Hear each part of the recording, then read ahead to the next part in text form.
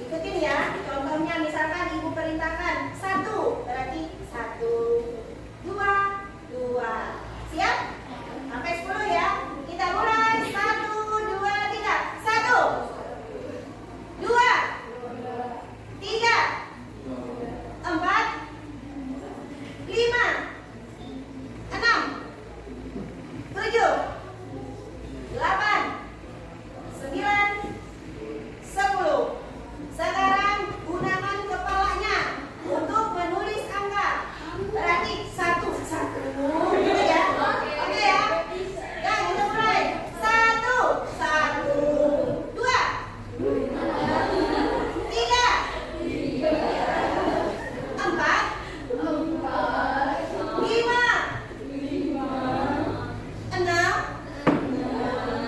7, 8, 9, 10. Tangan sudah, kepala sudah, gerakan seluruh badannya. Ya, 1 berarti 1. Gitu ya. Ya, kita mulai. 1, 2, 3, 4, 5, 6, 7, 8, 9, 10. Tepuk tangan. Silakan duduk. Baik, di sini ibu akan mengingatkan kembali dulu waktu di semester yang lalu kalian tentu pernah belajar tentang berpikir komputasional. Benar ya? Iya.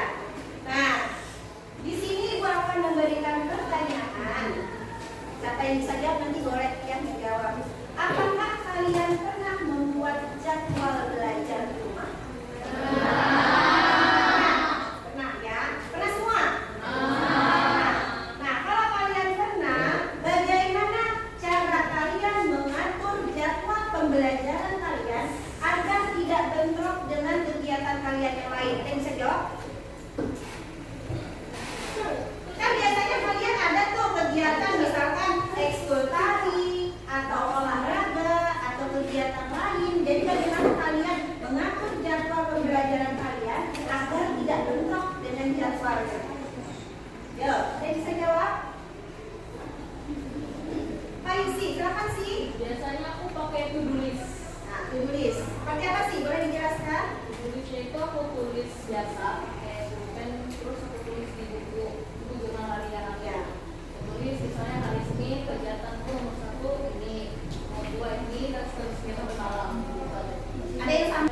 Sebelum ke materi, di sini ibu akan menjelaskan tentang tujuan pembelajaran kita hari ini. Yang pertama, yaitu peserta didik dapat menjelaskan dasar berpikir komputasional. Yang kedua, peserta didik dapat mengidentifikasi dan menerapkan elemen berpikir komputasional, yaitu dekomposisi, pengenalan pola, abstraksi, dan algoritma dalam kehidupan sehari-hari. Ya. Nah, sebelum kita masuk ke topik, di sini ibu akan memutarkan satu video. Boleh kalian tonton dulu ya.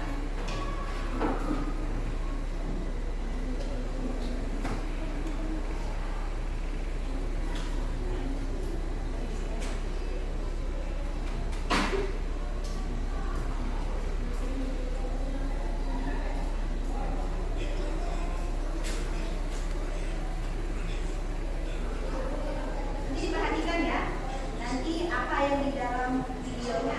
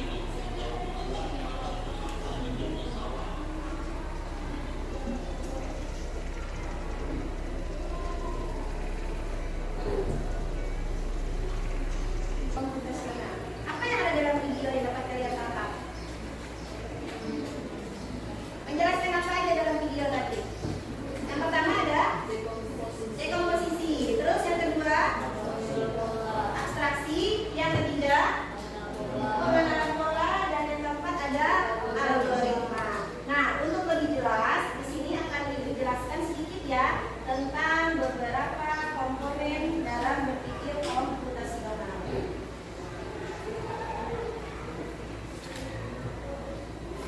Kita ke konsep berpikirnya dulu ya.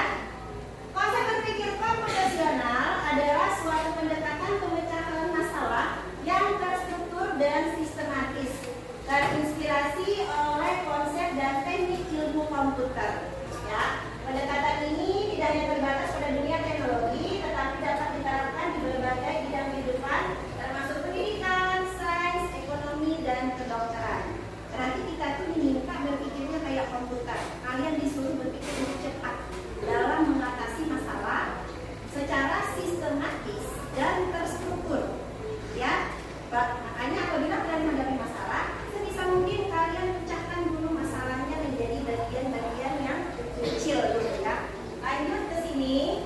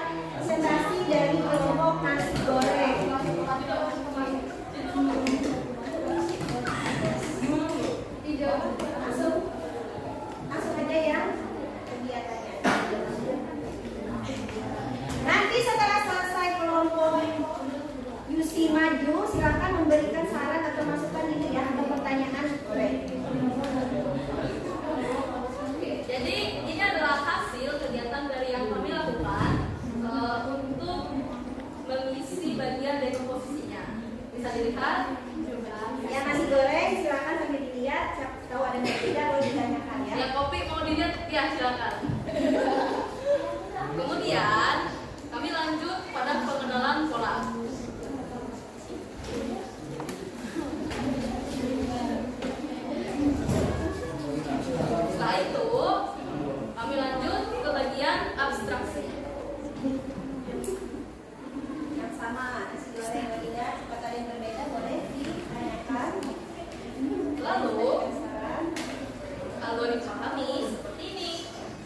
Dari dibaca dulu dari mulai yang mana yang masuk proses, yang mana masuk bentuknya. Jadi algoritma pertama itu kita mulai dengan langkah yang seperti biasa, yaitu adalah memulai kegiatan tersebut. Kedua, ada panaskan minyak. Tiga, ada tumis bumbu. Empat, ada masukkan nasi ke dalam wajan. Kemudian aduk nasi dan bumbu sampai merata. Setelah itu, angkat nasi dan siap dihidangkan. Lalu langkah terakhir adalah selesai. Ada yang ditanyakan?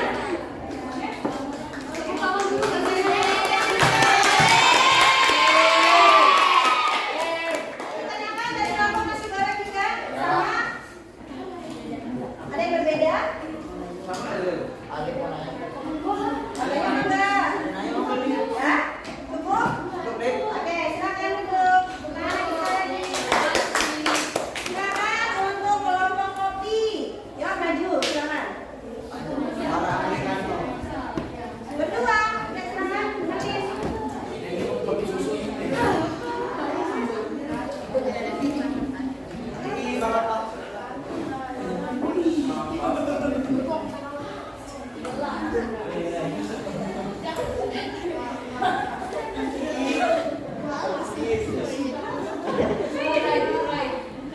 Hadir. Ini akan diberitahu proses pembuatan kopi hitam dari kelompok KPI. Yang pertama itu dekomposisi. Nah, ini dekomposisi kami dalam membuat kopi hitam. Yang kelompok kopi boleh diperhatikan, siapa tahu ada perbedaan, bisa ditanyakan. Terus, lanjut. Lanjut ke pengenalan pola. Kami mencetak ada 2 dari 3. Yang ini tuh sebenarnya centang cuma ya toh.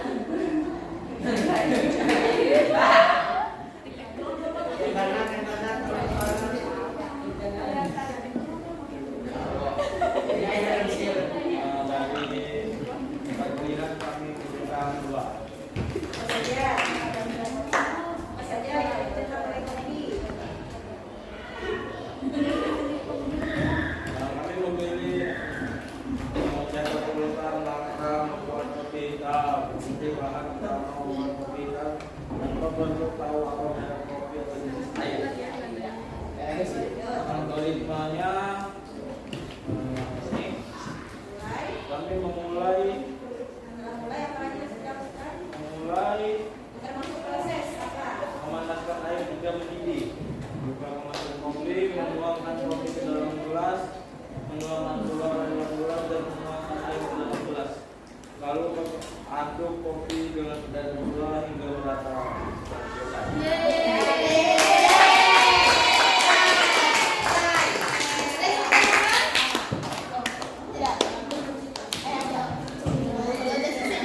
Atau sudah cukup? Cukup? Ya, silakan duduk. Nah, di sini Ibu hanya ingin sedikit memberikan penguatan terhadap ininya mereka Mustafa ya, yang kena kelompok kopi.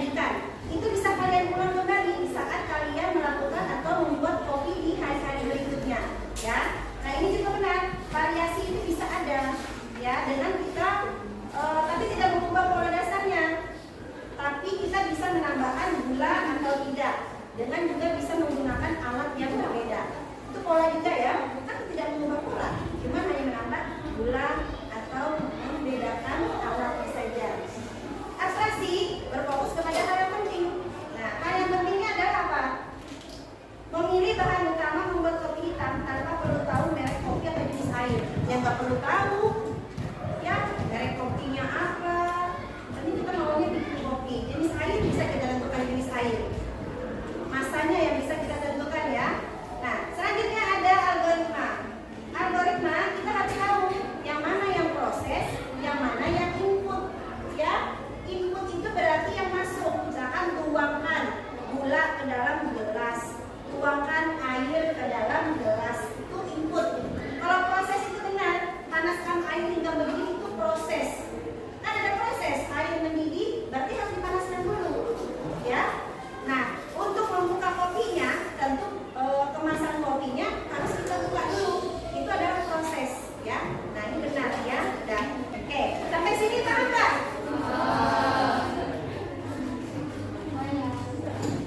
Nah, apabila kalian sudah paham, di sini Ibu ada memiliki soal pemahaman.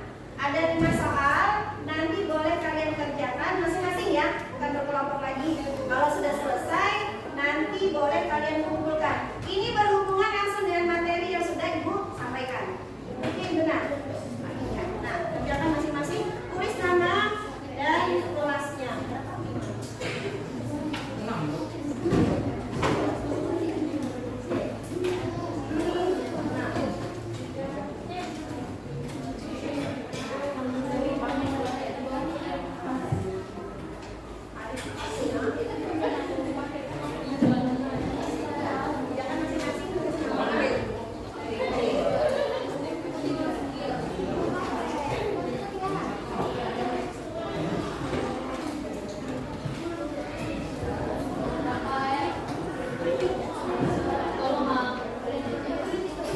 Yang sudah boleh dikumpulkan. Sudah selesai? Sudah selesai boleh dikumpulkan. Nanti Ibu yang jalan.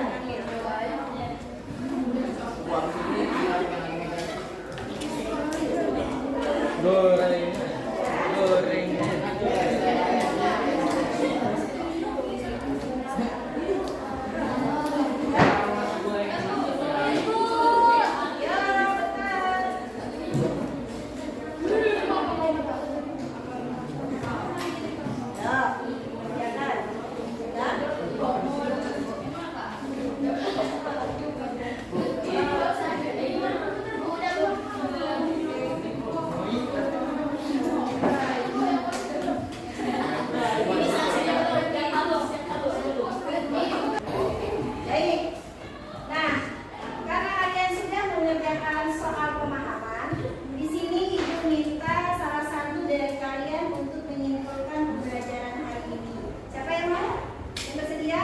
Ya, silakan isi. Simpulkan tentang pembelajaran kita hari ini. Oke, jadi kesimpulan yang biasanya aku lakukan ketika mempelajari suatu hal, belajar hal baru, untuk hari ini kesimpulan yang aku buat sendiri itu ada dekomposisi ya, ada dekomposisi, habis itu ada pengenalan pola, ada abstraksi, terakhir juga ada algoritma. Aku pikir dulu itu algoritma itu sama dengan langkah atau pola. Ternyata setelah Ibu Widya jelaskan lebih lanjut, algoritma itu ternyata kurang dan lebihnya itu sama aja kayak pola, cuman lebih terstruktur gitu aja. Nah setelah itu hal yang aku tangkap adalah apa yang Ibu Widya jelaskan tadi melalui ilmu dan materi tersebut. Menurut QC itu sangat berguna untuk kehidupan kita yang sehari-hari, baik itu kegiatan sederhana atau itu kegiatan yang berupa konflik besar. Aku rasa itu sangat cocok untuk dipergunakan. Itu saja. Terima kasih. Ya, tepuk tangan dulu.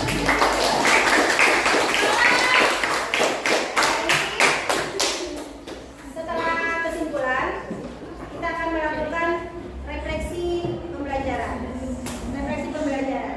Yang pertama, apakah pelajaran hari ini menyenangkan? Seru.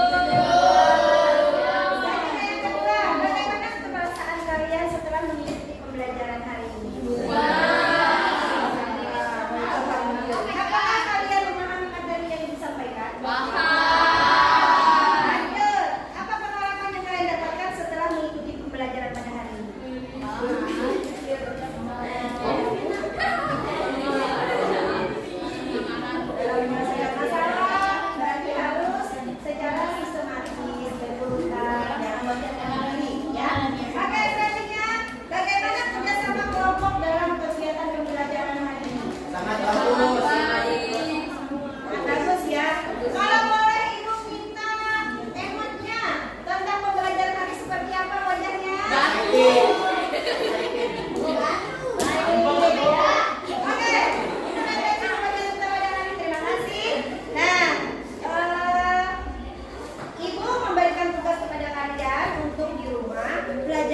lagi materi kita pada hari ini ya, agar tidak lupa lagi nanti ke minggu depan. Minggu depan lagi kita akan masuk lagi ke materi yang berikutnya ya. Nah, selanjutnya setelah kegiatan pembelajaran hari ini kita selesai, nah pasti kondisikan dulu ya. Kegiatan hari ini ya, alhamdulillah berjalan dengan baik. Ibu senang kalian aktif, kalian berpartisipasi. Mudah-mudahan ya ilmu yang disampaikan hari ini dapat bermanfaat bagi kalian ya. Nah, sebelum kita menutup pembelajaran pada hari ini, Ibu minta untuk Rai mengajak teman-temannya untuk berdoa menutup pembelajaran kita pada hari ini. Silakan. Mari teman-teman kita berdoa kita masing-masing. Berdoa dimulai.